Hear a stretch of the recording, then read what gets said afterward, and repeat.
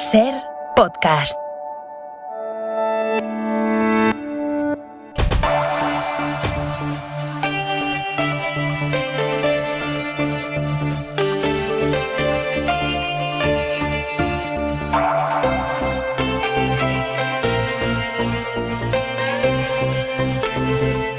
A esta hora de la noche sigue sin estar del todo claro qué razones hay detrás de la salida de Manuel Castells del gobierno más allá de sus 79 años. El ministro de Universidades saliente sostiene que lo hace por salud, por prescripción médica, aunque es cierto que dentro del espacio de Unidas Podemos hay quien lleva tiempo lamentando el bajo perfil público de Castells, que deja al gobierno sin haber conseguido sacar adelante la ley de universidades en la que llevaba 2 años trabajando y que le ha enfrentado a buena parte del sector universitario. Ahora su cartera la asumirá Joan Subirats, catedrático de Ciencia Política, hasta hace nada número 2 de Ada Colau en el Ayuntamiento de Barcelona y persona de máxima confianza de la líder de los comunes, que va a reforzar, se entiende, el perfil político de ese sector dentro del gobierno.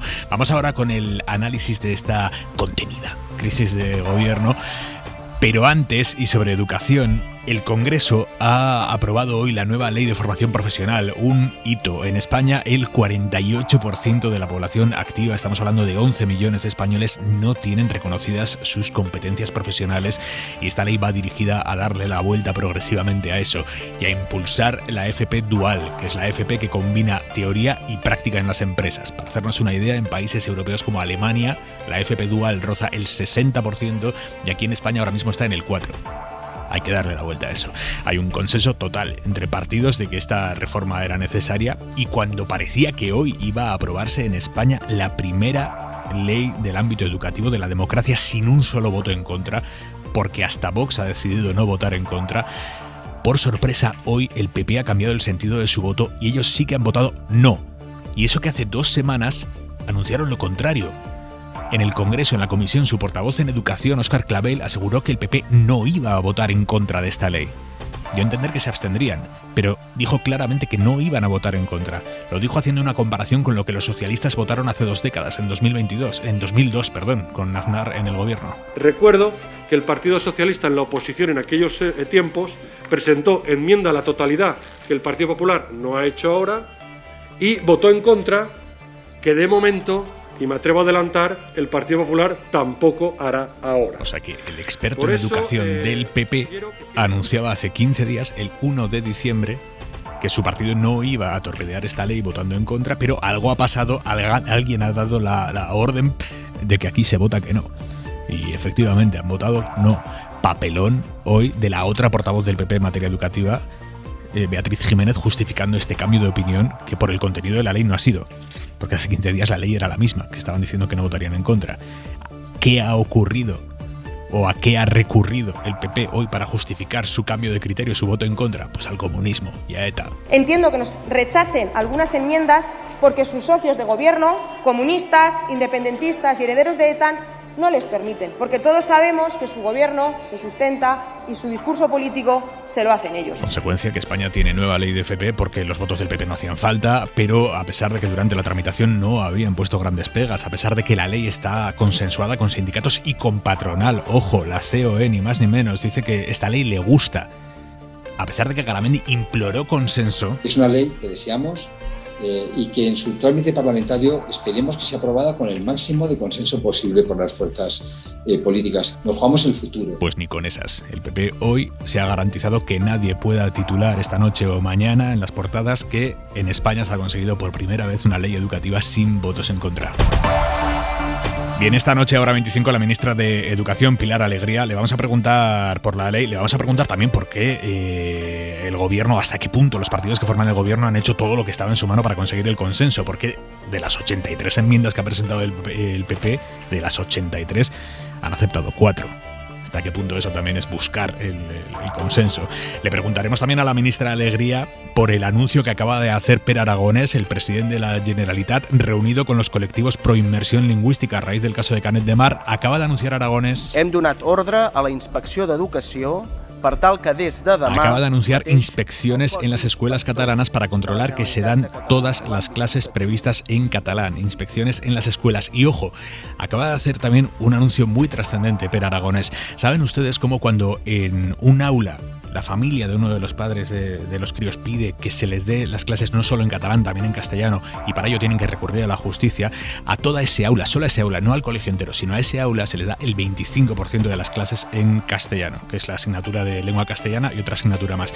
Pues bien, acaba de anunciar Aragonés que en esas aulas se va a poner 2 profesores, cosa que no pasa en ninguna otra aula. En esas aulas van a poner un doble profesor. ¿Por qué? No lo ha explicado. ¿Qué va a hacer ese segundo profesor? No lo ha explicado. Ese segundo profesor va a hablar al resto de alumnos en catalán, mientras el primer profesor le habla en castellano solo a ese niño.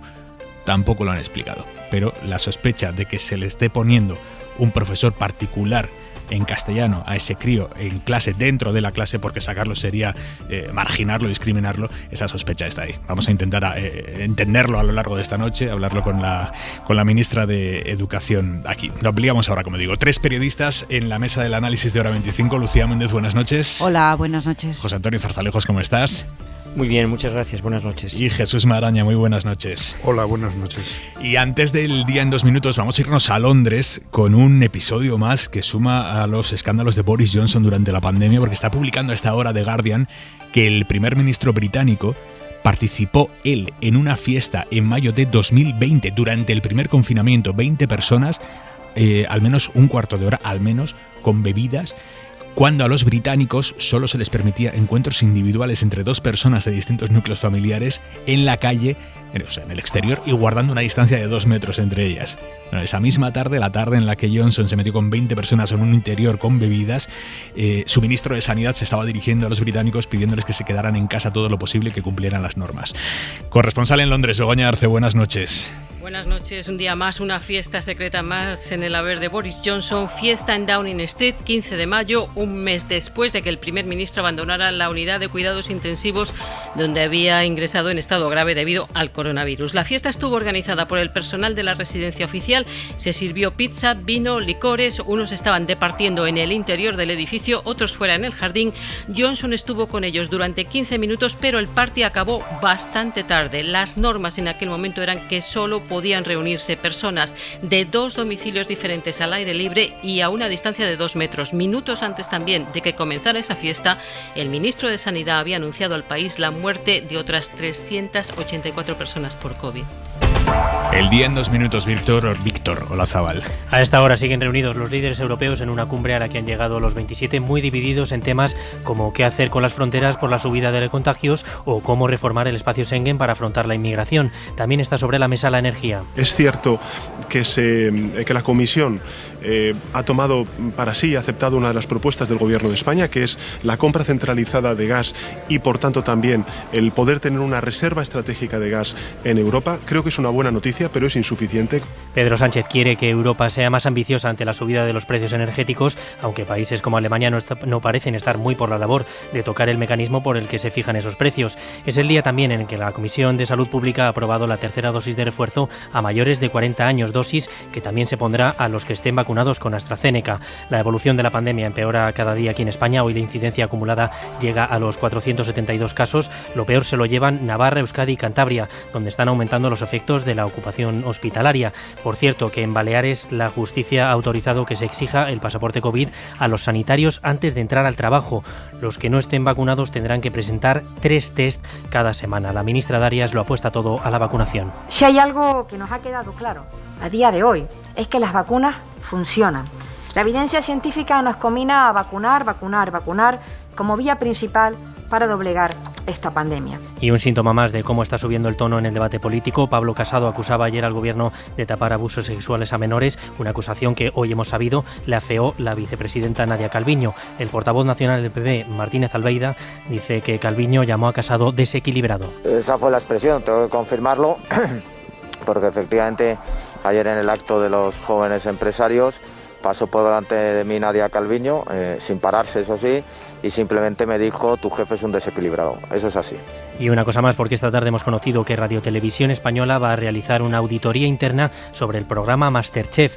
Los miembros del Consejo de Administración quieren conocer cómo se contrata en ese espacio, qué costes tiene y si se ha podido descuidar, dicen, su papel en la televisión pública. Niegan fuentes citadas por el periódico El País que esta auditoría guarde relación con el reciente fallecimiento de la actriz y concursante de MasterChef, Verónica Forqué, pero varios vocales afirman que la intención de ese estudio es ver si el programa tuvo algún tipo de responsabilidad a la hora de detectar pistas sobre el estado de salud de la actriz, si se pudo detectar o no en algún momento del rodaje, la producción o la postproducción. Y en la contra de Hora 25...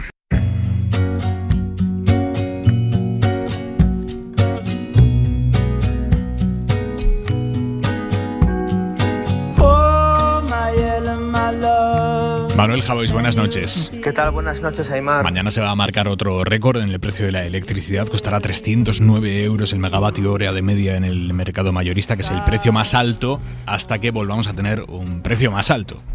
Es que el titular de que 10 millones de hogares pagarán más cara la luz que en 2018 es el titular de que habrá una cierta subida a tanta gente que a lo mejor inocentemente pasará desapercibida. Ese es el caso, ¿no? El caso es que no hay mejor gobierno que el gobierno de las cosas pequeñas, o sea, de las cosas fundamentales y el derecho de cualquier ciudadano, que es el techo y la luz. Entonces, que el precio de los dos esté por las nubes no debe desviar el debate principal, creo yo, que es lo que más nos cuesta, es lo que más necesitamos y ninguna democracia puede sobrevivir mucho tiempo a eso. Hasta mañana, Javois, descansa. Vico, chao.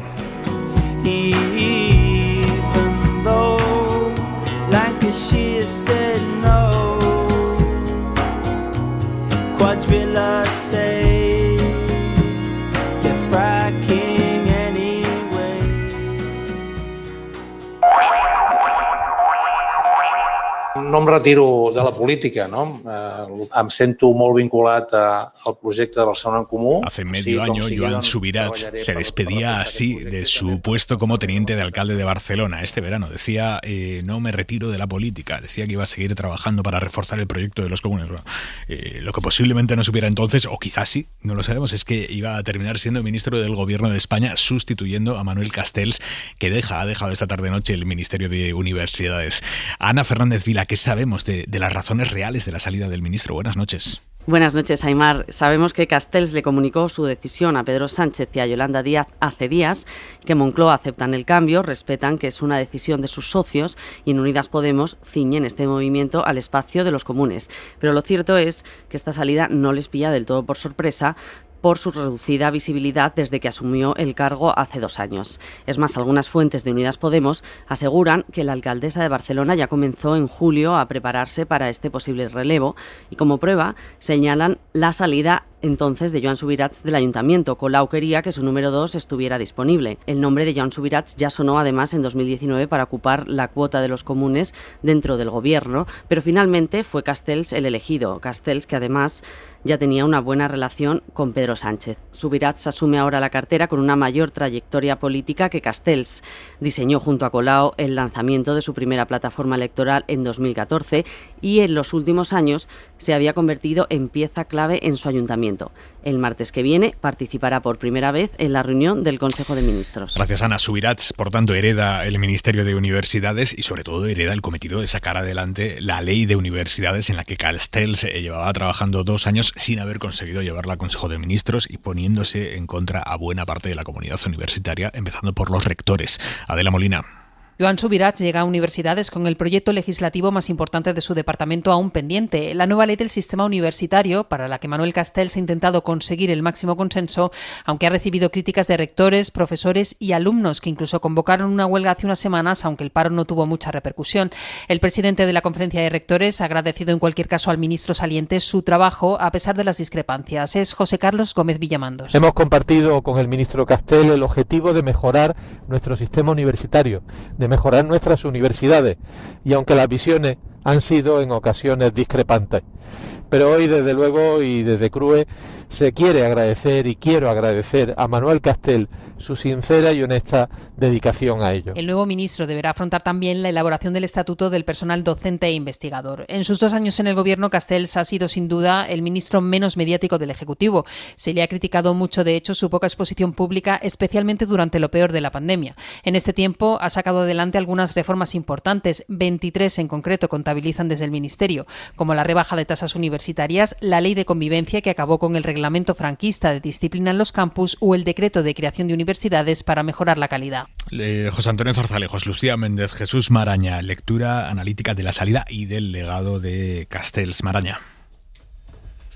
Bueno, yo creo que la lectura no puede ser, a mi juicio, muy política, porque ni por el momento ni por las circunstancias de quien deja el gobierno como de quien lo sustituye, bueno, pues hay razones para pensar que hay alguna variante de tipo político, ¿no? Lo digo por el momento en el que estamos de la legislatura y por la persona de la que se trata, ¿no? Todas las fuentes insisten en que son motivos personales, ¿no?, los que llevan a esta decisión, y otra cuestión sería analizar cuál ha sido el recorrido o el paso de Manuel Castells por el gobierno, ¿no?, o qué impronta deja, ¿no?, o qué protagonismo ha tenido. Pero el hecho de que lo deje, y sobre todo me parece más relevante, la sustitución. Es decir, lo que sí indica es una estabilidad en el acuerdo del gobierno de coalición y en la propia estabilidad de la parte de Podemos de la coalición. Es decir, quien decide, propone y consigue que salga adelante su nombre es En Comú Podem, ¿no? Es el mismo origen del nombramiento en su día de Castells. Hay una diferencia entre ambos, ¿no? El perfil de Castells, que es un reputadísimo sociólogo de la comunicación a nivel internacional, no tanto en la cuestión política, que no tenía ninguna experiencia y que eso ha influido probablemente, claramente a mi juicio, en su paso por el gobierno. Joan Subirats sí tiene primero es catedrático de ciencia política y tiene además una experiencia de gestión en el Ayuntamiento de Barcelona y sobre todo tiene una influencia decisiva en el origen y en la creación y fundación de En Comú Podem, ¿no? Pero respecto a lo que es el gobierno de coalición, a la trascendencia de este cambio, me parece que tiene poco trasfondo político. Otra cuestión es que lleve a cambios en el principal proyecto de Castells, que es la ley universitaria, la nueva ley de universidades, y si ahí se producen algunos cambios, ¿no? Pero a nivel político me parece que no tiene, por lo menos hasta donde yo llego, más lectura. Zarzalejos. Pues en este caso siento discrepar con mi buen amigo Jesús Maraña, en el sentido de que a mí me parece que tiene un profundísimo sentido político, no por el hecho de que se marche Castells, sino por el hecho de que el que lo sustituya es Joan Subirats. Castells es un académico, un señor que no tenía el carnet de En Comú Podem, que además no lo deseaba, que ya empezó diciendo, apartándose, alejándose de lo que era el rol habitual de un político, que no tenía tampoco ninguna experiencia de gestión pública y que además, digamos, en términos de visibilidad, de influencia para En Comú Podem, pues no ha sido positivo, ha estado muy por debajo de las expectativas que inicialmente había sustentado. Cierto que también esto se justifica por el hecho de que es un hombre que tiene 79 años y seguramente también son ciertas algunas de esas razones personales que aluden a su estado de salud. Pero es que la contundencia política de la significación de Joan Subirats es absoluta. La contundencia política es absoluta. Es un hombre que ha estado al lado de la obra política de Ada Colau hasta hace muy poco tiempo, que tiene experiencia de gestión en el Ayuntamiento de Barcelona, y no en unas áreas, sino en varias áreas, y que además de tener capacidad académica, porque es catedrático de ciencia política, pero también es economista, pues es un hombre con presencia en los medios de comunicación. Es una persona a la que tiene una cierta capacidad de referencia en determinados sectores a través de los medios de comunicación. Así que me parece que esto es un reforzamiento evidente de la cuota de Unidas Podemos en el gobierno y que tiene una significación política muy, muy importante. Bueno, yo naturalmente no, por referirme a lo que acabas de decir, José Antonio, no voy a poner en cuestión el currículum de Joan Subirats, hasta ahí podíamos llegar, pero tengo mis dudas de que vaya a jugar un papel importante en el gobierno. Tengo mis dudas, digo. Primero porque el Ministerio de Universidades es un ministerio perfectamente prescindible. Nunca ha habido un Ministerio de Universidades. Es decir, el problema de este gobierno es que es un gobierno diseñado en otra etapa política. Y eso produce disfunciones, claramente. Los 22 ministerios son excesivos ministerios. Y los ministerios que tiene Podemos, en algunos terrenos, no tienen competencias. Entonces, ya no es cuestión de que el ministro, porque bueno, el ministro Castells está inédito. No es que no haya aparecido, es que no ha hecho nada. No ha hecho nada, ni siquiera aparecer, en fin, no ha hecho nada. Realmente lo que no sé es por qué le nombraron ministro, no se me escapa. Bueno, perdón, sí que lo sé, que Ada Colau tenía una cuota y tenían que cumplir, ya, pero es que esto es un poco broma. Quiero decir, hacer un gobierno con estas cuotas, al final, ¿qué es lo que pasa? Pues que produce disfunciones y que no funciona, y este es el problema. Y es un problema que el presidente del gobierno no ha querido abordar. En la crisis de gobierno no quiso abordar ese problema, a pesar de que la marcha de Pablo Iglesias podría haber, digamos, iniciado una reflexión dentro del gobierno y del presidente con Unidas Podemos a propósito de si había que cambiar algo para que el gobierno tuviera una mayor cohesión, pero eso no sucedió. Es decir, el presidente del gobierno aceptó que como ahí en Unidas Podemos hay mucho lío y cada uno tiene una cuota y Yolanda Díaz está por un lado y los otros de Podemos están por otro y por otro Ada Colau y por otro no sé quién, pues ahí había un lío y el presidente del gobierno no quiso meterse en ese avispero. Bueno, bien, pero es que cuando llega la cuestión del relevo hay que ir a una reflexión más profunda. No nos podemos quedar solo en que el señor Subirats, que es un politólogo reputado, va a ocupar una cartera que como prácticamente no tiene competencias porque nunca ha existido, porque está desgajada de otras por la razón de que Ada Colau tenía que tener un ministro. Es decir, y a mí este planteamiento de por sí ya me parece un planteamiento que políticamente es muy poco serio, francamente. Y el funcionamiento de este gobierno ha demostrado que estas disfunciones siguen existiendo y que hay ministerios que no tienen contenidos, y esta es la verdad, que los ocupan solo porque tienen una cuota. Y esto a mí me parece que es un problema que no se ha querido abordar por razones, en fin, que ellos sabrán, pero que me parece que hubiera sido muy necesario que se abordara. Bueno, yo solo apuntar, sin entrar a fondo en la discrepancia que tengo con mi colega Zarzalejos, pero solo decir que Joan Subirats también es un académico, es decir, catedrático. Lo he dicho, catedrático de ciencia política y económica. No, lo decía para que quedara claro que la diferencia o el análisis entre un nombre y otro, la diferencia no es tanto en lo que es el ámbito de las competencias sobre universidad. De hecho, a mí me parece que Joan Subirats tiene un conocimiento profundo de lo que es la universidad, ¿no? Sí, por supuesto, pero es que eso Jesús claro. Eso no lo he puesto ni en duda. Sí. Digo que es que además de esas competencias tiene otras.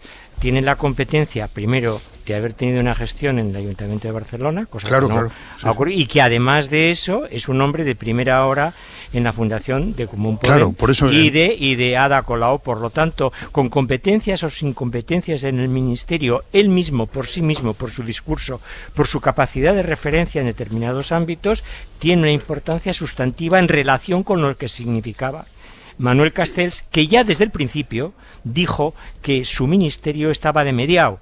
¿Por qué? Porque correcto, fue el primero que dijo que no coincidía en el análisis de dividir. Exactamente. Eso, era lo único que quería apuntar. Sí. Aceptó un ministerio, dijo, al que le faltaba pues educación. Efectivamente. Muy serio todo, ¿no? Todo muy serio. Pilar Alegría, ministra de Educación. Buenas noches. Buenas noches. ¿Cómo está? Bienvenida al estudio de Hora 25. Encantada de estar aquí con todos ustedes. ¿Cuándo se ha enterado de que iba a tener nuevo compañero de Consejo de Ministros? Bueno, pues creo que igual que la mayoría he podido comprobar alguna información a través de los medios de comunicación, pero como ustedes saben, mañana mismo el presidente del Gobierno va a hacer una declaración institucional al respecto. ¿Cómo se explica que Castells deje el Gobierno sin haber aprobado la ley de universidades en la que llevaba 2 años trabajando? Pues es que ya siento no poderles decir mucho más. Hay que, bueno, es una decisión que yo desconozco, como comprenderán, y me remito, ¿no?, a esa declaración que mañana tiene ya programada el presidente del Gobierno. Hablamos de formación profesional, de la ley que se ha aprobado hoy en el Congreso en 2 minutos. Hora 25. Aimar Bretos. Esta noche también con Jesús Maraña, con Lucía Méndez y con José Antonio Zarzalejos, y está en el estudio de Hora 25 la ministra de Educación, Pilar Alegría, con la que acabamos de hablar acerca del cambio en el Gobierno, la incorporación de Joan Subirats en sustitución de Manuel Castells. Hemos invitado hoy a la ministra de Educación el día en el que en el Congreso se ha aprobado la nueva ley de formación profesional, con el voto en contra del PP. ¿Qué ha pasado, ministra? ¿Por qué el PP ha votado finalmente en contra cuando iba a ser la primera ley de ámbito educativo en democracia sin un voto en contra?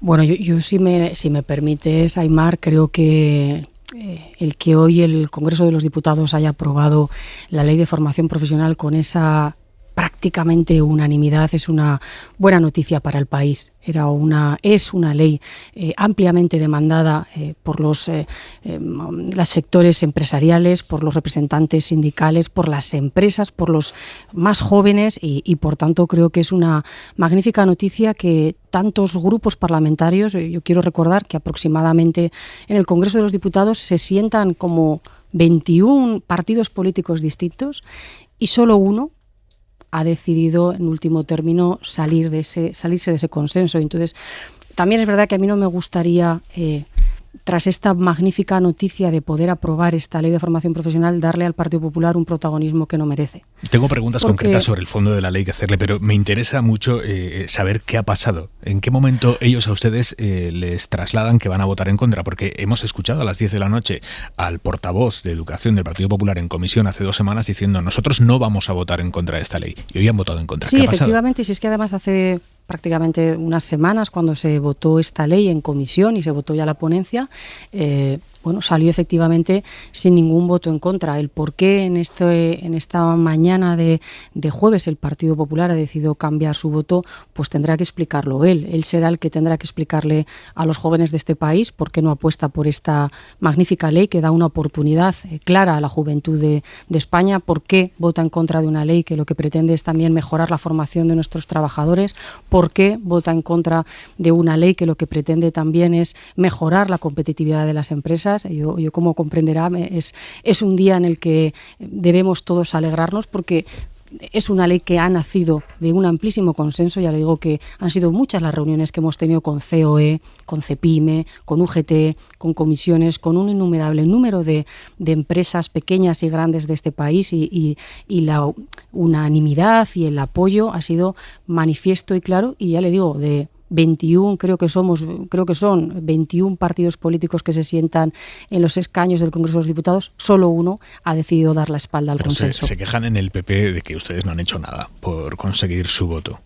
Bueno, le digo que hace unas semanas, cuando se votó esta misma ley en la Comisión de Educación y se votó la ponencia, se votó afirmativamente. Ya le digo que, se abstuvieron y yo ya he votado en contra, con lo cual el cambio de posición de voto lo tienen que explicar ellos. ¿Ustedes realmente han trabajado por el consenso? Quiero decir, aceptar 4 enmiendas de las 83 que han presentado, eso es trabajar por el consenso. Hemos trabajado por el consenso, pero no solamente desde que la ley llega al Congreso de los Diputados, desde que empezamos a trabajar esta ley. Ya le digo que los propios agentes sindicales, los agentes empresariales, las propias comunidades autónomas, en el Congreso de los Diputados se han debatido prácticamente algo más de 550 enmiendas, se han aceptado y transaccionado casi el 50% de las mismas y la voluntad de consenso era clara. Es más, yo creo que hoy ha quedado de manifiesto que cuando se comparte un objetivo, y el objetivo era aprobar esta ley, que es una buena ley para el país, es posible el acuerdo y el consenso.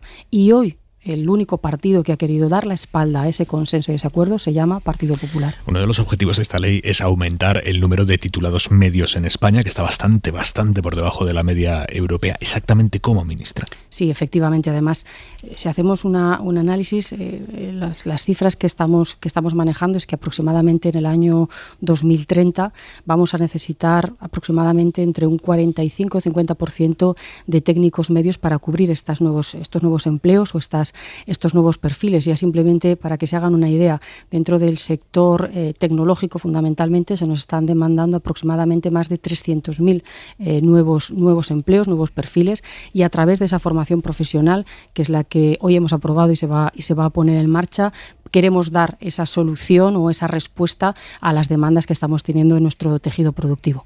Escuchábamos a las 10 de la noche un dato que en Alemania tienen de su FP el 60% es dual y aquí en España de nuestra FP el 4% es dual. Dual quiere decir que parte de las horas que hace el chaval o el profesional para reciclarse, pero que parte de las horas de la FP se ejercen en la empresa, son horas prácticas. Eso es dual por teoría y práctica. Y aquí en España en la FP, que pocas cosas puede haber más prácticas, tenemos un 4% solo de jóvenes que su FP la hacen también combinando con trabajo en la empresa. Bueno, de hecho es una de las claves del éxito de esta nueva ley de formación profesional, y es que toda la formación profesional es de carácter dual. Es decir, todos los jóvenes que se matriculen en formación profesional van a tener una parte de esa formación que realizarla en las distintas empresas. Que va a ser el 25% o el 35% si es reforzada, ¿no? Efectivamente, hay una formación profesional general, efectivamente, y luego hay una formación profesional intensiva, y esta segunda, que es intensiva, es decir, que al menos el 35% de esa formación se realizará en empresas. Además, llevará coaligado, digamos, a esa formación profesional ya un contrato para estos jóvenes que se formen en esta formación profesional. Desde luego digamos, este empuje a ese carácter dual de la formación profesional ha sido una de las principales novedades, ¿no?, de esta ley, y que desde luego ya no solamente los agentes sociales, sino también los partidos políticos y las empresas lo hemos tenido muy claro que era uno de los principales pasos, ¿no?, más importantes que teníamos que dar en ese carácter transformador y modernizador de la formación profesional. En el caso de las pymes, que son mayoría en el tejido productivo en España, ¿se les va a prestar ayuda para que los alumnos puedan hacer esa parte práctica? Sí, efectivamente. Somos perfectamente conscientes, ¿no?, de cuál es nuestro tejido productivo, y ahí se habilita, incluso en la propia ley se establece, se posibilita la coalición, si me permiten, o la unión de varias pymes que trabajen en actividades profesionales similares, y luego utilizar también en estos casos a las cámaras de comercio para que hagan un poco ese efecto bisagra entre empresas que tengan, digamos, que realicen las mismas actividades productivas para poder generar ese carácter dual con las pequeñas empresas que fundamentalmente son las principales. Además, así me lo ha trasladado en muchas ocasiones cuando he podido reunirme con Gerardo, con el presidente de CEPIME, las principales que están demandando también tener a esos estudiantes en ese carácter dual. Habla de CEPIME, que es la patronal de las pequeñas empresas. Por cierto, hablando de patronales, ¿ha podido hablar de ellos, del voto en contra del PP a la ley? Porque escuchábamos antes al presidente de la patronal COE, Antonio Garamendi, diciendo que voten todos los partidos esta ley de FP porque es la que necesitamos, y hoy el PP, que habitualmente, salvo algunos momentos en los que hay una divergencia, pero habitualmente el PP suele responder a las peticiones de la COE en temas empresariales y demás, y hoy ha votado en contra de lo que Garamendi les dijo, por favor, que voten todos a favor. ¿Ha podido hablar con ellos? Sí, bueno, de hecho las manifestaciones públicas de COE, de CEPIME y de los sindicatos mayoritarios de UGT y comisiones con respecto a la formación profesional y a la ley de formación profesional ha sido desde el primer momento hasta el día de hoy apoyando y manifestando una posición más que positiva. Pero no ha hablado con ellos hoy, después del voto en contra del PP. Bueno, hemos intercambiado varias llamadas. ¿Y qué le han dicho? Bueno, pues que ellos seguían, lógicamente, apoyando esta ley, que manifestaban, como me había manifestado desde el primer momento, el respaldo más absoluto a la ley de formación profesional, y sobre todo reconociendo la necesidad de que se ponga en marcha lo antes posible, que desde luego va a ser a partir del próximo curso escolar. ¿Estaban sorprendidos con el voto del PP? Bueno, ya no hemos indagado más, pero yo creo que la sorpresa del cambio de voto del Partido Popular en el día de hoy ha sido extraña para todo el mundo, más que nada porque, como le decía anteriormente, ¿no? Hace unas semanas votaron una cuestión y sin ningún cambio en esa ley, hoy han cambiado el voto. Entiendo que por supuesto, como le decía en un primer momento, son ellos, ¿no?, los que tendrán que explicar el cambio de voto y sí que también creo que hay que añadir que no deja de ser una lástima, ¿no?, para este país que un partido que se dice un partido de Estado no haya sido capaz, ¿no?, de entender lo importante y lo fundamental que es el apoyo y la aprobación de esta ley. Es verdad, también lo tengo que decir, que hoy es el primer paso, ¿no?, para aprobar la ley de formación profesional. Ahora va al Senado, volverá de nuevo al Congreso. Hay unos meses todavía por el medio. ¿Porque en el Senado se la van a enmendar? No, digo, bueno, es el trámite que tiene que tener la ley orgánica y lo que sí que les manifiesto que, bueno, quedan todavía unos meses por delante y ojalá el Partido Popular reflexione y sea capaz de subirse, ¿no?, al consenso y al diálogo que ha quedado más que manifiesto hoy en el Congreso de los Diputados. Ministra, se nos llena la boca hablando de FP y luego resulta que no hay plazas públicas. Lo hemos estado viendo este último año, pero viene de largo. En Madrid, en Cataluña, la gente haciendo unas colas tremendas porque quiere una plaza pública de FP y no hay, y tienen que terminar en centros privados. ¿En qué momento, o sea, a cuánto tiempo vista se le va a garantizar a cualquier joven español que quiera una plaza pública de FP que la va a tener si la quiere? Bueno, yo creo que un poco por aclarar, y no me gustaría tampoco entrar en muchos tecnicismos, ¿no?, pero la oferta de plazas de cualquier formación, sea formación profesional o sea educación primaria, educación infantil, es una competencia que tienen las comunidades autónomas, ¿de acuerdo? Ahora, a partir de ahí, sí que efectivamente nosotros desde el Gobierno hemos sido muy conscientes de ese importante aumento, ¿no?, de demanda por parte de los jóvenes. De hecho, es la primera vez en la historia que más de 1 millón de jóvenes está formándose y cursando formación profesional, y vista, digamos, esa importante demanda por parte de los jóvenes en estos 2 últimos años, es decir, el curso académico anterior y el Gobierno de España ha financiado más de 120.000 nuevas plazas a las distintas comunidades autónomas. Más de 120.000 nuevas plazas. De hecho, la semana pasada en el Consejo de Ministros aprobamos incluso 3.200 nuevas plazas más para distribuirla en aquellas comunidades autónomas que nos habían pedido que fuéramos un poco más allá. El compromiso es que hasta el año 2023 podamos financiar aproximadamente 200.000 nuevas plazas y creo, y visto además esa fuerte demanda que estamos recibiendo por parte de los jóvenes, creo que esa cifra de 200.000 la superaremos con creces. Ministra, quiero preguntarle por el caso de Canet de Mar, la familia que recibió amenazas y acoso la semana pasada por haber conseguido en la justicia que se le reconociera a su hija de 5 años el derecho a recibir parte de las clases en castellano. Buena parte en catalán, el 75% en catalán y un 25% en castellano. ¿Ha hablado durante estos días con la familia de la niña, con los padres? Mire, yo lo primero que le quería decir, ya no solamente como ministra, sino también yo tengo un hijo de 8 años, entonces en primer lugar, desde luego, yo creo que sin ningún tipo de dudas, ¿no?, y con toda la contundencia, la condena y el rechazo a cualquier tipo de amenaza y de acoso, y más cuando estos afectan, ¿no?, a niños y a niñas menores de edad, y además se da en las escuelas. Creo además que tenemos una responsabilidad absoluta, las administraciones y los distintos partidos políticos, de no meter a la escuela en las confrontaciones políticas. Porque si algo tenemos que garantizar es la convivencia escolar. Las escuelas es donde se forman y se educan nuestros niños y por tanto creo que hay que ser muy cuidadosas con este aspecto y proteger no solamente el bienestar de los menores, sino garantizar la convivencia escolar en Canet de Mar o en La Zaida, que es mi pueblo. Con lo cual, en ese ejercicio de responsabilidad estamos llamados todas las administraciones públicas. Saben, efectivamente, conocen la historia, ¿no?, por decirlo de alguna manera, de esta familia, y en estos momentos, evidentemente, como no puede ser de otra manera, se está aplicando ese 25% en el aula donde cursa, donde estudia actualmente esta niña. Es una resolución judicial y como resolución judicial, como cualquier resolución judicial, tiene que ser de obligado cumplimiento. No me ha dicho si ha llamado a los padres para trasladarles el apoyo del gobierno.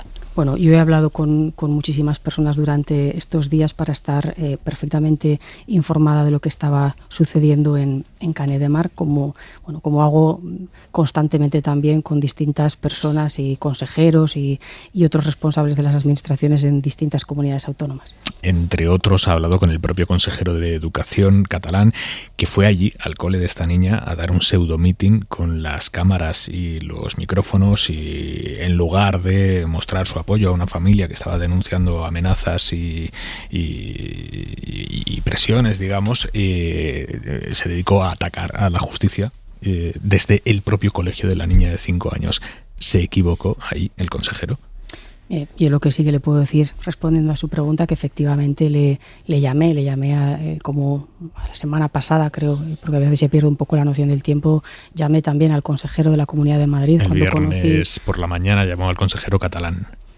Pues ahora mismo realmente, hoy estamos en jueves, ¿no? No les digo que evidentemente como ministra yo realizo y hablo de una manera cotidiana con casi todos los consejeros. He hablado en estas últimas semanas en un número muy importante, por ejemplo, con la consejera de Canarias, por razones obvias.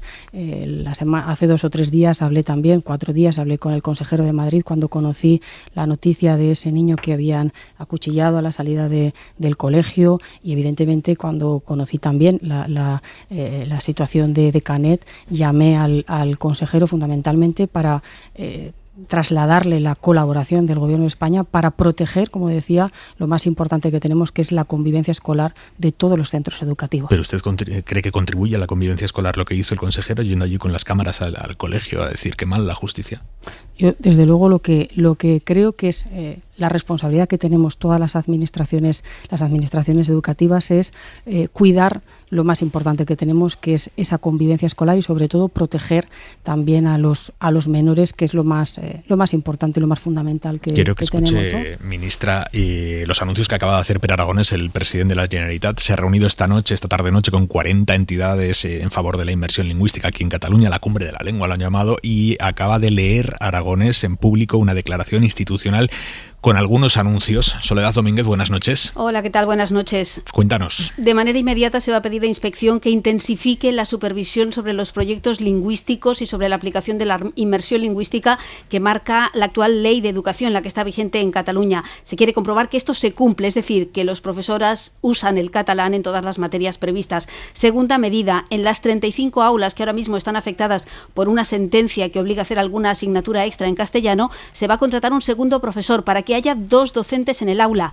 ¿Para qué? Pues no han querido concretarlo, porque nos dicen no es lo mismo una clase de niños de 5 años que una de 12, pero en ningún caso, eso sí está claro, va a ser para dividir esa aula en 2 o dejar solo al niño o la niña que hayan pedido castellano. La codocencia no es nada nuevo, nos dicen, la vamos a aprovechar para cumplir la sentencia y al mismo tiempo reforzar los proyectos propios de cada centro. La tercera medida, esta más a largo plazo, pasa por desplegar un nuevo marco normativo que actualice el sistema de inmersión, porque ni las metodologías en el aula, donde cada vez hay menos sesiones magistrales, ni la sociedad, decía el conseller de Educación, son iguales ahora que hace 40 años. Gracias, Sole, muchas gracias. Buenas noches. Hasta luego. Es un tema complejo el de las aulas en la escuela catalana, en las que uno de los niños, los padres de uno de los niños pide que, aparte de la asignatura de lengua castellana, su hijo reciba más horas en castellano. Se lo pide a la Generalitat, habitualmente ante silencio administrativo recurre a la justicia, el Tribunal Superior de Justicia termina dándole la razón a la familia de ese crío,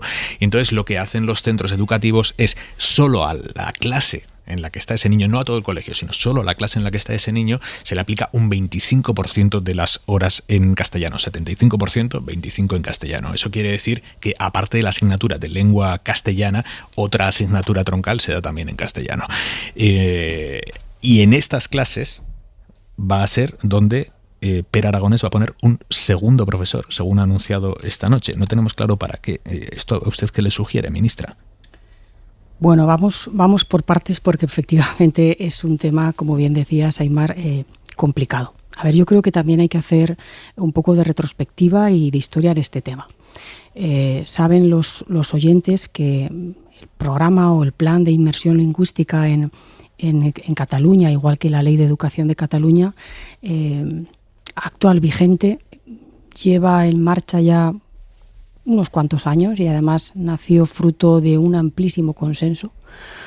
Un modelo que ha posibilitado, y así lo han dicho incluso los propios informes de PISA, ¿no?, que los chavales, los jóvenes que terminan la formación, la educación, terminan con competencias tanto en lengua castellana como en catalán. Es decir, hay un modelo que ha razonablemente funcionado y que, como todo modelo, es perfectamente también mejorable y modificable.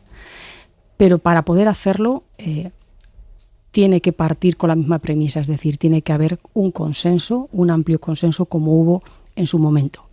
Y esto me parece fundamental, y por eso además le diré que nosotros, cuando aprobamos la nueva ley educativa, la LOMLOE, es el espíritu que dejamos también perfectamente reflejada, que lo importante es que esos niños y esas niñas que tienen la suerte de poderse formar en una comunidad autónoma bilingüe, cuando terminen esa formación básica, esa educación básica, terminen con las mismas competencias en castellano que en catalán, en gallego o en cualquiera otra de las lenguas cooficiales. Y ojalá vayamos más allá y nuestros jóvenes, cuando terminen la formación básica, además de la competencia en castellano o en catalán o en galego o en cualquier otra de las lenguas cooficiales, lo pueda hacer también en otro segundo idioma, como por ejemplo el inglés. Creo que ese, desde luego, es el principal reto y objetivo. Y luego, y creo que aquí también lo puedo decir, difícilmente podremos llegar a establecer esos consensos que son ampliamente necesarios si utilizamos continuamente la lengua como un arma arrojadiza. Es muy difícil poder reencontrarnos en acuerdos si constante y continuamente, por un lado o por otro, como digo, utilizamos la lengua, que al final tendría que ser una cuestión que nos identifica como país, un signo que está, por cierto, por otro lado, perfectamente reconocido y recogido en nuestra Constitución. De verdad, creo sinceramente que deberíamos apartar o dejar de lado esos debates o esas confrontaciones utilizando la lengua, porque claramente nunca vamos a poder llegar a un consenso si esa va a ser la tónica habitual. Ministra, pero bajando a lo concreto, al anuncio de Pere Aragonès esta noche, no me ha dicho si le genera o no reservas el hecho de que la Generalitat anuncie un doble profesor para las aulas en las que uno de los niños ha pedido y ha tenido reconocido por la justicia la educación en castellano. Quiero decir, tampoco hace falta ser muy mal pensado para sospechar que se pueda estar poniendo un profesor particular dentro del aula para el niño de castellano y otro para... no sé si le genera esto reservas o no. Bueno, yo desconozco cómo digamos, va a ejecutar esta cuestión que ha planteado esta misma noche, porque he conocido también el anuncio conforme bueno, antes de entrar a este programa de radio. Es decir, las comunidades autónomas evidentemente tienen las competencias que tienen en materia educativa, que son prácticamente todas, pero desconozco, de verdad, sinceramente, cómo va a poder poner en marcha este tipo de medidas que acabamos de escuchar. ¿Qué va a hacer el Gobierno si la Generalitat, como ha anunciado, no cumple la sentencia ratificada por el Supremo que obliga a impartir el 25% de la enseñanza en Cataluña en castellano? Es que sobre esta cuestión, siento decirlo así de claro, pero es que las sentencias judiciales, y más cuando son firmes, se cumplen. Y además es que no hay debate al respecto. Las sentencias judiciales, y más, como digo, en este caso, una sentencia firme, hay que cumplirlas y acatarlas. Pero dice la Generalitat que no lo va a hacer. En este momento, el Tribunal Superior de Justicia de Cataluña ha dictado una sentencia firme que tendrá que trasladar a la Generalitat, y le corresponde a la Generalitat el cumplimiento de la misma. Yo, evidentemente, espero que la Generalitat actúe con responsabilidad. Ahora entenderán que también tenga que respetar los tiempos y los plazos que marca el propio procedimiento judicial. Pero le vuelvo a decir, las sentencias judiciales son firmes y hay que cumplirlas. Se llame Generalitat de Cataluña o sea cualquier ciudadano de este país. Esto es así y no tiene mayor debate. Es como desde que se aprobó, por ejemplo, la ley de educación, he oído a dirigentes de otras comunidades autónomas, por ejemplo, aquí en el caso de Madrid, he escuchado alguna vez, en alguna ocasión, como su presidenta decía que iba a poner todas las trabas necesarias para no tener que cumplir una ley orgánica. Bueno, pues le vuelvo a decir lo mismo. Las leyes orgánicas, te gusten más o te gusten menos, han sido aprobadas por mayoría absoluta en un Congreso de los Diputados y son de obligado cumplimiento para todas las administraciones. Para todas las administraciones, pues con las sentencias judiciales, y más cuando son sentencias judiciales firmes, son de obligado cumplimiento. Y yo espero que la Generalitat actúe con responsabilidad. Cuando el consejero entonces nos dijo que había hablado con usted y que usted le había dicho que no iban a pedir la ejecución de la sentencia, eso era mentira. Bueno, yo hablo por lo que soy, es decir, yo hablo por mi autonomía. Sí, por eso le pregunto a usted. Bueno, pues yo desde luego no tengo la posibilidad, ¿no?, de estar encima sobre las interpretaciones que cada uno pueda decir. Yo aquí soy absolutamente clara, hablo por mí misma, lo trasladé así en el Congreso de los Diputados, siempre he manifestado estas declaraciones y esto es lo que les puedo decir con toda la claridad y rotundidad. Este sábado hay convocada una manifestación en Cataluña en defensa del sistema de inmersión lingüística. No va a ir el PSC porque dicen que tienen congreso. Ese es el argumento que utilizan. Si usted estuviera en Cataluña, iría a la manifestación por la inmersión lingüística en apoyo al sistema actual de inmersión lingüística.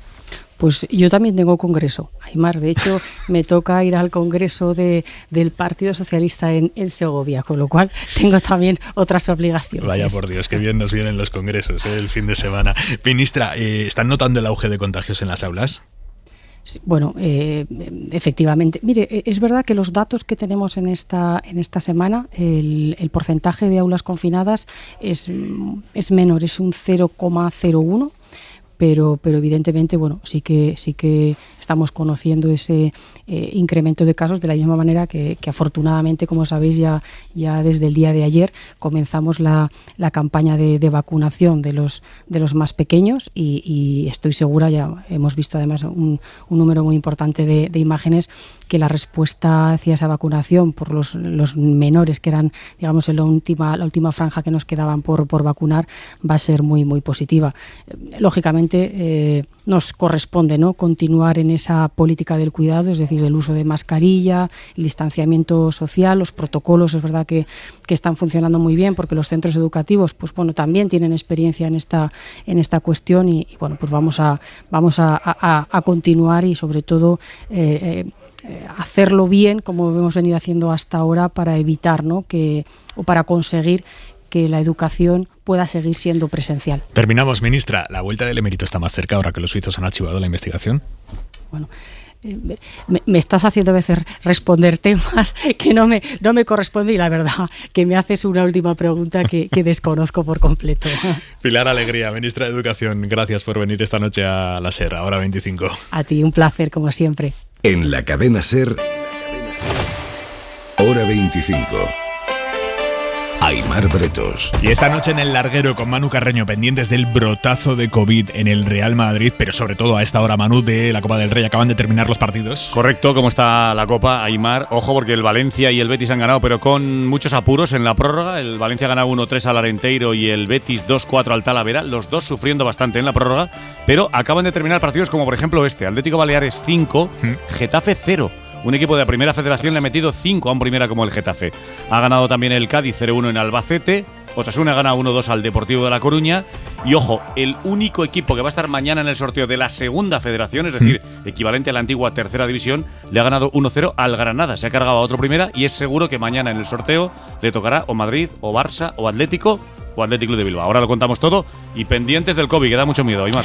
Hasta ahora, Manu. Empezamos a cerrar este jueves 16 de diciembre. Víctor Olazábal. Con un coche, una pick-up blanca modelo Navarra de Nissan. Es el último que ha salido de la planta de Nissan en Barcelona, que echa el cierre hoy después de 42 años. Desde mañana solo irán empleados de mantenimiento hasta el 31 de diciembre, cuando será la clausura definitiva de la planta, sin que esté claro el futuro de sus 1.600 trabajadores. Este viernes se reúne la mesa de reindustrialización en la que participan administraciones, sindicatos sindicatos y la dirección de la compañía para intentar encontrar una solución. Y también mañana se van a presentar los detalles del primer convenio colectivo en una plataforma digital de reparto a domicilio. Lo ha firmado Just Eat con UGT y comisiones. Según fuentes sindicales, el texto dará cobertura a más de 2.000 trabajadores, la mayoría riders, repartidores, que con este convenio pasarán a ser asalariados a todos los efectos. Y la ropa para mañana, Jordi Carbó, buenas noches. Buenas noches, algo que nos proteja de la lluvia en provincias como Murcia, Alicante, también Almería, así como en la zona del Estrecho, algún chubasco, pero tampoco se acumularán grandes cantidades de agua. Ropa que abrigue mucho en todo el Valle del Ebro, un día más, temperaturas toda la jornada entre los 0 y los 5 grados, y en la mayor parte del país pocas novedades mañana, también el fin de semana, muchas horas de sol, del frío de las próximas horas, a un ambiente un poco más agradable durante la tarde de mañana. Gracias, Carbó, hasta mañana. Adiós. Hora 25. Aimar Bretos. Y con Jesús Maraña, con José Antonio Zarzalejos y con Lucía Méndez. Lucía, has estado escuchando atentamente a la ministra Alegría, la ministra de Educación titular de la entrevista. Bueno, hay que decir, por ser un poco justos, que la ministra Alegría heredó un proyecto de ley que había elaborado la exministra de Educación, Isabel Celaá, que estuvo aquí. Próxima embajadora ante el Vaticano. Otra noche en la que yo estuve aquí precisamente presentó esta ley cuando la aprobó el Consejo de Ministros, hoy la aprobó el Congreso. Bueno, a ver, yo creo que la ministra ha explicado cuál es la trascendencia de esta ley. Me parece que era una ley muy necesaria, largo tiempo esperada, y creo que si realmente se cumplen las previsiones, las expectativas y lo que nos ha comentado la ministra, esto va a ser un gran cambio en nuestro país, un cambio para bien, y lo que es necesario es que se cumpla, ¿no? Que se cumpla la ley, que se cumplan las previsiones de esta ley. José Antonio. Bueno, a mí me ha llamado la atención desde luego el no del Partido Popular a esta ley.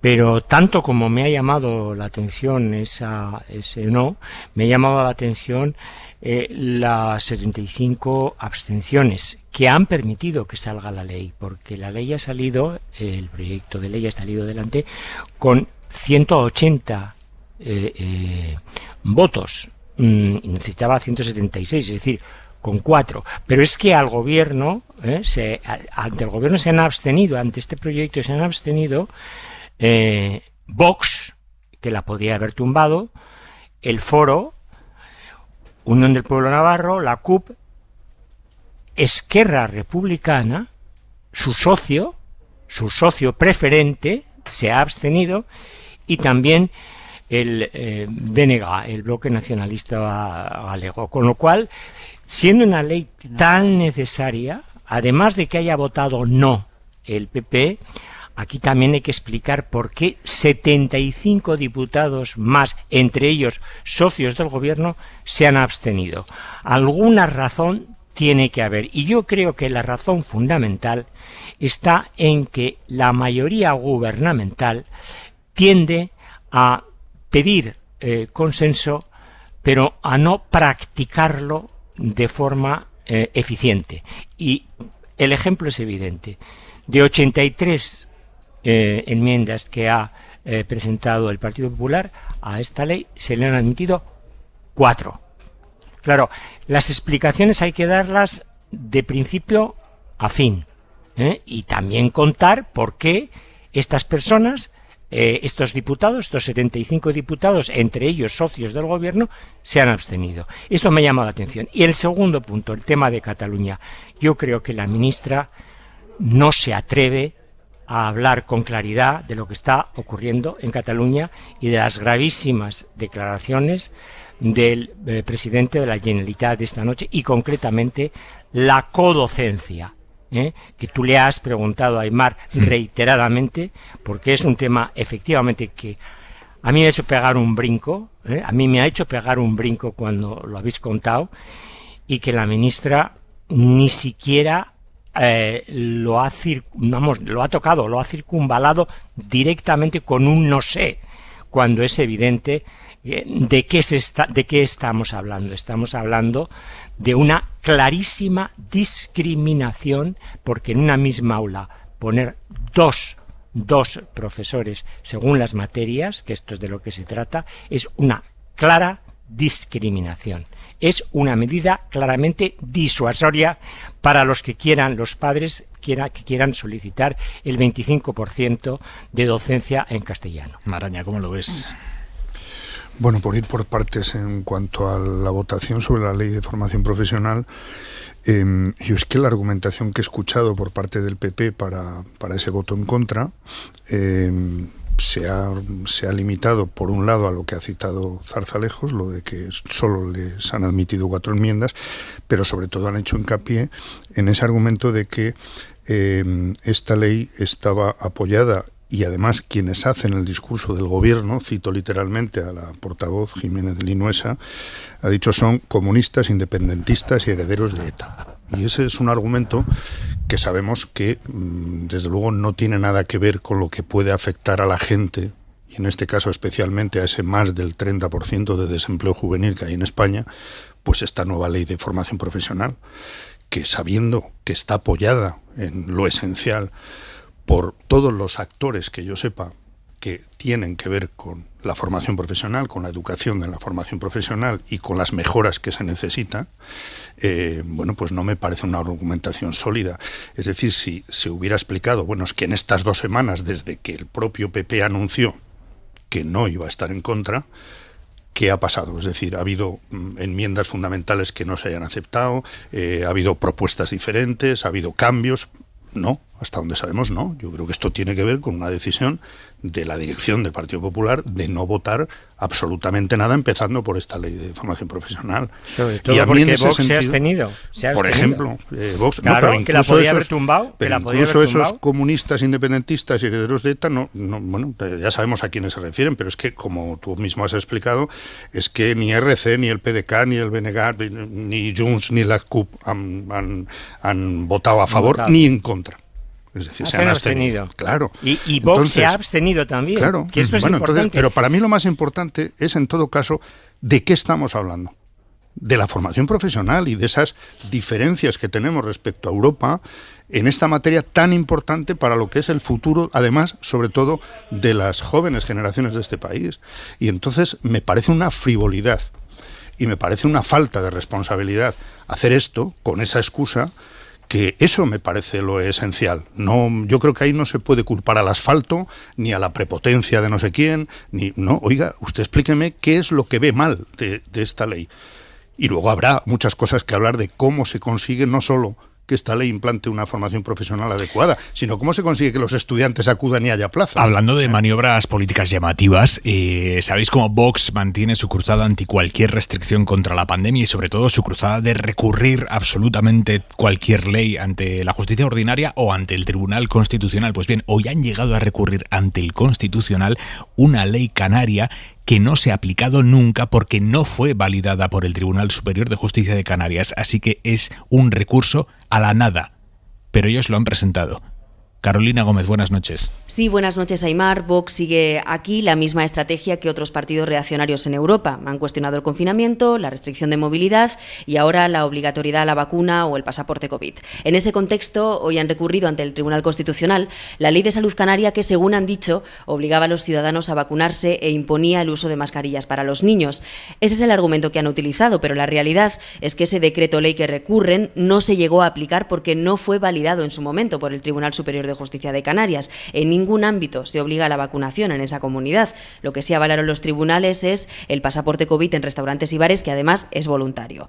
Desde que comenzó la pandemia, Vox ha presentado casi una treintena de recursos ante el Constitucional. Su estrategia es la de judicializar la mayoría de conflictos políticos. También lo han hecho con la pandemia. Muchos de los recursos los han ido perdiendo, pero consiguieron que el Constitucional les diera la razón con una cuestión muy relevante, la anulación del estado de alarma. En España, el movimiento antivacunas es muy minoritario, pero Vox no lo censura y Santiago Abascal se niega a desvelar si se ha vacunado o no. La prueba de... Ay, que me ahogo. la prueba de la velocidad vertiginosa que está tomando la sexta ola es el ritmo al que se están vendiendo y se están agotando en algunos casos en farmacias los test de antígenos, los de hacerte cada uno en su casa. En las últimas 2 semanas la venta de este tipo de test se ha disparado un 500% y el precio se está duplicando en algunos casos. Teresa Rubio. Desde el pasado mes de noviembre, y coincidiendo con los eventos prenavideños y parte del Puente de la Constitución, las ventas de test de antígenos crecieron un 545%. Solo en la primera semana de diciembre las farmacias españolas dispensaron 1.120.000 según los últimos datos recogidos por la consultora IQVIA. Los precios también están subiendo por el aumento de la demanda. Ana López Casero, portavoz del Consejo General de Farmacéuticos. Los farmacéuticos en este momento somos víctimas también de esta situación, ya que somos los que vemos las necesidades reales de los pacientes en esa primera línea sanitaria en la que llevamos actuando, como saben todos ustedes, desde el inicio de la pandemia. Desde el Consejo condenan cualquier tipo de especulación que se esté produciendo en la cadena de producción y distribución de los test. La nueva vida, Lucía, antígenos en mano y con el gran debate de qué hacer con las Navidades en familia. Pues yo creo, Aimar, que en este momento me atrevería a decir que todos los españoles estamos, en fin, yo diría que estupefactos, ¿no?, ante lo que está pasando. Porque en la última semana, en los últimos 4 días, de repente hemos empezado a escuchar que en los entornos nuestros todo el mundo se está contagiando. Es decir, es verdad que es un catarro, es verdad que la letalidad no ha aumentado, los hospitales no están llenos, es decir, y que esta enfermedad está cursando, pero realmente la reflexión que cabe hacer es que es una auténtica pesadilla la que estamos sufriendo. Y además, bueno, no sé, pero no me digáis que qué casualidad que sea la semana anterior a Navidad. Lo que de verdad, yo digo, de verdad, es una reflexión que hago en voz alta. O sea, llevamos casi 2 años combatiendo contra el virus. Claro, las autoridades que van tan a ciegas como nosotros, pues han tenido diferentes temporadas, diferentes mensajes, diferentes medidas, es decir, del confinamiento, pues luego nos dijeron que la vacuna era 100% efectiva en el sentido de que cuando había un porcentaje tal, había inmunidad, ¿no? Inmunidad de grupo. Bueno, ¿dónde está eso? Es que eso no es verdad, es que la gente se está contagiando vacunada. Es decir, que no, Dios me libre de justificar a las personas que no se quieren vacunar, pero lo que digo es que este virus está jugando con todos nosotros y con los sanitarios y con los de las vacunas, y realmente es un poco, yo no sé vosotros, pero es un poco desesperante lo que está pasando. O sea, que de repente ahora en vísperas de Navidad todo el mundo se esté contagiando. ¿Pero esto qué es? Es decir, ¿cómo es posible que con la vacuna completa hay gente que se está contagiando por segunda vez y hasta por tercera vez? De verdad, lo digo.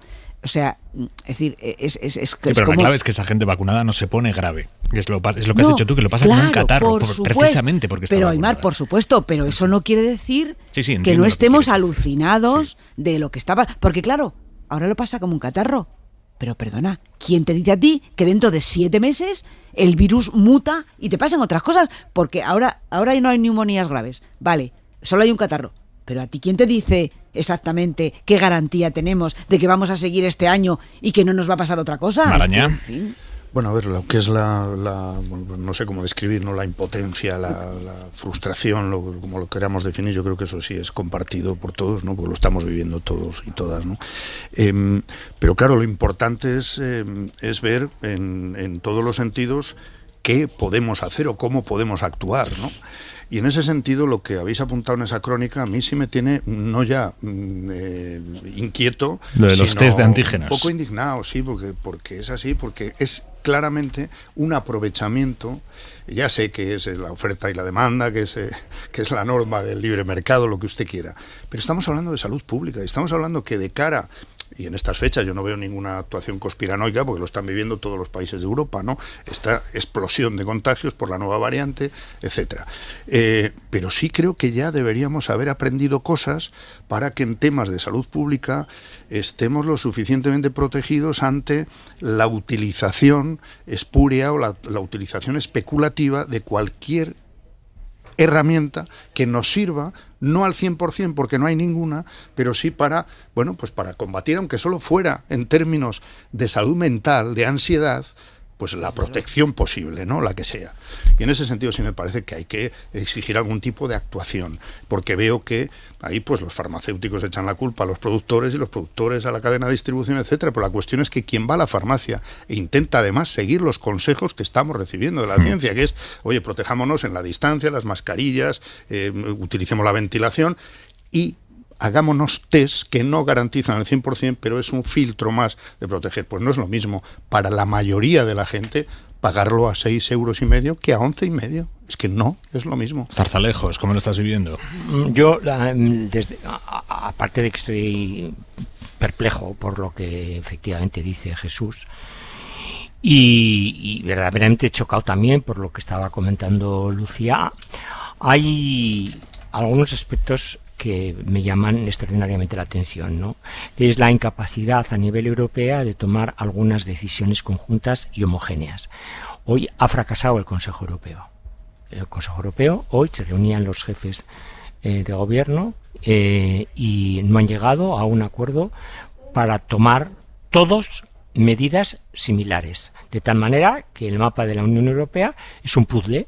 Hay unos países que exigen unos determinados requisitos y otros que exigen otros diferentes y no se han puesto de acuerdo. Como por cierto tampoco se han puesto de acuerdo en la crisis energética, que es otra cuestión completamente diferente. Mira, dame un segundo, José Antonio. Griselda, estás por ahí, ¿verdad? Griselda Pastor, Bruselas, buenas noches. Sí, buenas noches. Aquí continúa a esta hora el Consejo y están encallados en la parte energética, precisamente. Están encallados en la parte energética, la reunión no va a ser muy larga. Quien bloquea desde hace mucho rato es Chequia y Polonia. Lo que quieren es que se resuelva su problema con el intercambio de medidas y de venta de la contaminación del CO2. Ellos no pueden seguir, sabéis que son países muy vinculados al carbón y no están dispuestos a que se incluya un punto sin que su problema esté dentro, lo que supone evidentemente un dolor de cabeza enorme para la delegación española. Y no solo nos dicen, porque se han repartido ya todas las otras conclusiones. Lo normal en las cumbres siempre es decir que aquí no hay acuerdo hasta que todos los puntos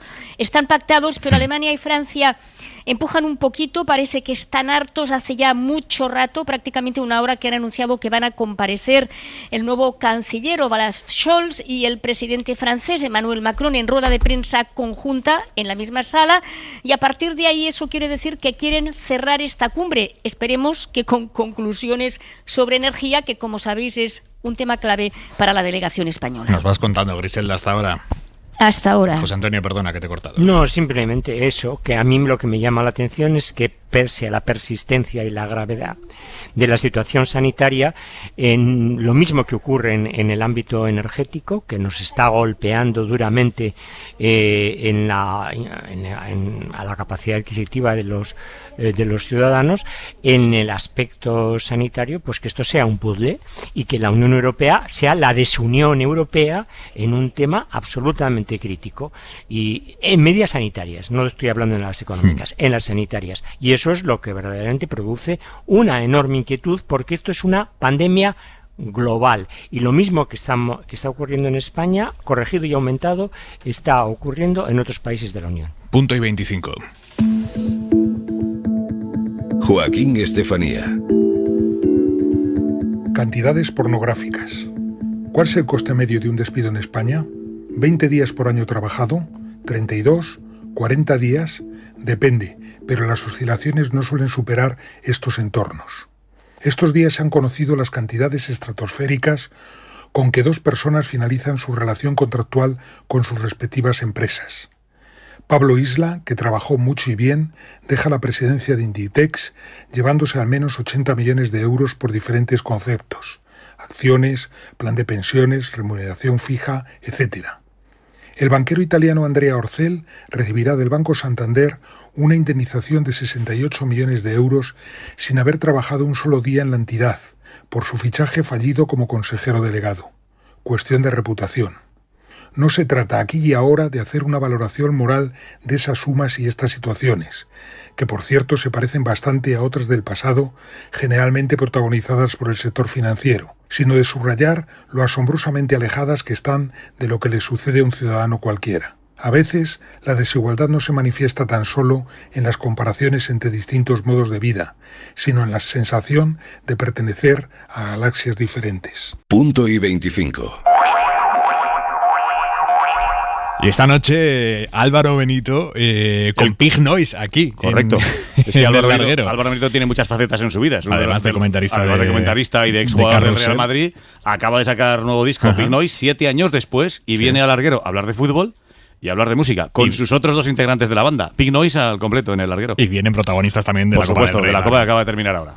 Venga, vamos allá, abrimos el Larguero. José Antonio Zarzalejos, Lucía Méndez, Jesús Maraña, un abrazo a los 3. Buenas noches. Gracias, igualmente. Hasta mañana, adiós. Suscríbete a Hora 25. Todos los episodios y contenidos adicionales en la app de Cadena SER y en nuestros canales de Apple Podcast, Spotify, iVoox, Google Podcast y YouTube. Escúchanos en directo en la SER de lunes a viernes a las 8 de la tarde. Cadena SER. La radio.